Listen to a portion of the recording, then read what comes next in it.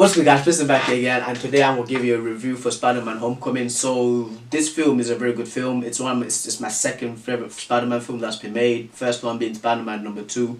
I think that's one of the best superhero films that's been made in the last 20 years or ever basically. But yeah, so the casting for this is very good. Michael Keaton is awesome as the Vulture. Tom Holland is good as Spider-Man. Melissa Tomei is very good as the beautiful the Aunt May. But yeah, so this is not the typical Marvel film where like the world is ending, explosions, this like this and that. It's basically a very grounded film. It's very rooted. It's always in Queens, New York.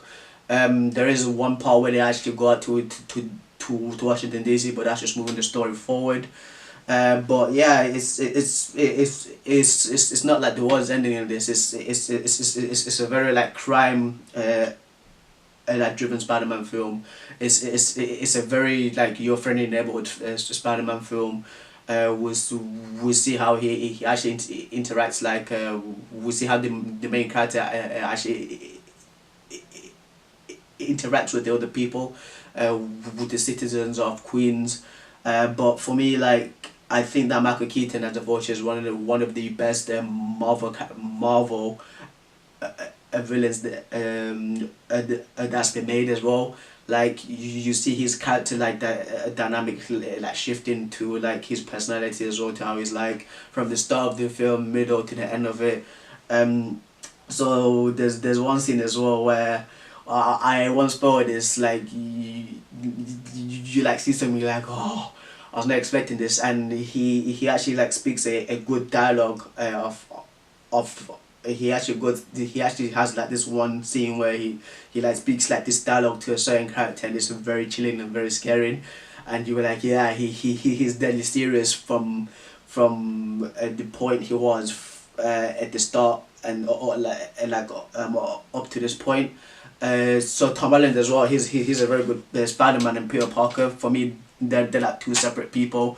Peter Parker is your nerdy like genius kid, you know, he's like always nervous and stuff like that. Built off like a fish out of water kind of like character, while Spider-Man's like a jokey like character, like always like making jokes, like wisecracking.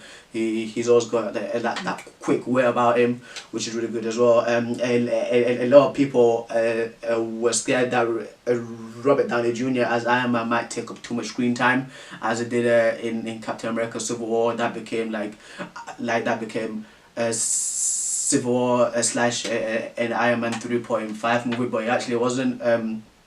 In this, we get a good, and I mean good, like he's so like the screen time that Robert Downey Jr. has in this is really awesome, and you're expecting parts of him like to be in the film, like to be not there. Like he's gonna come and save Spider-Man now. Like literally when I saw like some parts, I was like, is it gonna come and save, like is it coming out to save Spider-Man? Is it coming now? Is it coming now? But it actually wasn't like that. He was actually handled very well. It's a Spider-Man film, which should be a Spider-Man film, not a Spider-Man slash Iron Man film. But another character as well is Zendaya. Zendaya in this, she's actually like them kind of characters that she's just like, yeah, she's just there, she's just another character, she's just an annoying character. But she's not that annoying. But at the end, you actually find out that she's a very important character to the Spider-Man story, and which is actually going to move on to maybe she's for sure going to be in Spider-Man Homecoming too. But she's a very important character. I thought she was Harry Osborn. She's not Harry Osborn. She's not a female version of Harry Osborn. She's somebody else. She's a Spider-Man character that when she says like something like, my friend will call me this and that, you would understand who it is.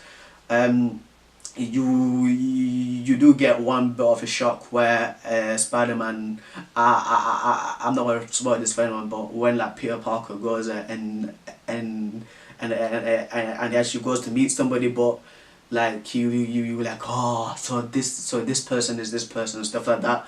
And the Easter eggs as well in this,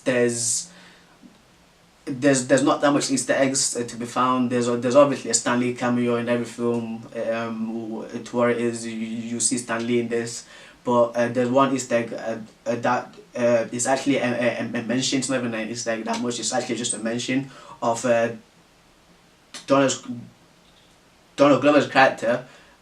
He's talking to Spider-Man. He's like, yeah, I do have a family member in New York, and I do want to protect him from this. But if you know who Donald Glover is playing in this, and he actually does mention like, yeah, I've got so and so in this, like you would straight know who it is, because this character has become a recent fan favorite for people who like Spider-Man in the comics, and I think that this character might get introduced in the next Spider-Man film, or just like have like a little minor role, which I hope so too.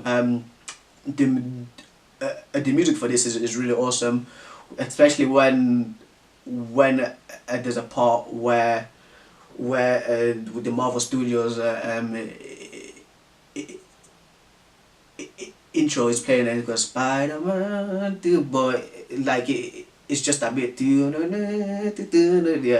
and there's that bit as well, and there's a Blitzkrieg Bop by the Ramones. I think I've never liked that song like that much until up to now. For sure people are gonna start typing up and actually listen to that song, because it's really good, and the way it's used as well.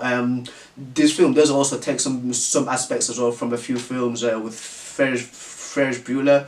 There's a scene where like Spider-Man's like chasing like a car, and he's like running through the back gardens, like how Ferris Bueller was running through the back gardens as well of these different neighborhoods. But yeah, guys, Spider-Man Homecoming is a very enjoyable film. I actually enjoyed it a lot. I might go back and say it again just to try catching some more Easter eggs. And there's a character as well that returns, who is very important to the Iron Man franchise. At the end of the film, I'm not going to say which this character is. For sure, people would recognize this character if they see the character again. But yeah, this film is very good. There's two credit scenes. There's 1 minute credit scene just moving the Spider-Man story forward on maybe the next villains for Spider-Man Homecoming 2 or Spider-Man 2, and there's a post-credit scene with a big MCU character just explaining patience, and this character actually does keep popping up in throughout the film in some small segments. You might have seen this character in the trailer as well, but yeah, this character is also there as well. But anyway, guys, I give Spider-Man Homecoming a 8.5 out of 10, or a 8. It's a very good film. 2017 is bringing out some very good films. So now what's left is Thor Ragnarok, as I call it, Thor Ragnarok, and there's Justice League left. And I hope that these two are really good films. If these two are really good films, then 2017 will be the best film ever. Will be the best year ever for comic films. Old Man Logan, Wonder Woman, what was Guardians of the Galaxy, Spider-Man now. Yeah, there's 2 more left. And guys, subscribe to my channel. Follow me on Twitter, Priston23. Follow me on Instagram, Priston_23. Thumbs up this video, guys. Subscribe to my channel. Support your boy, and I hope you guys have a good day. And watch Spider-Man Homecoming, because it's a good film. Thank you, guys. Hey!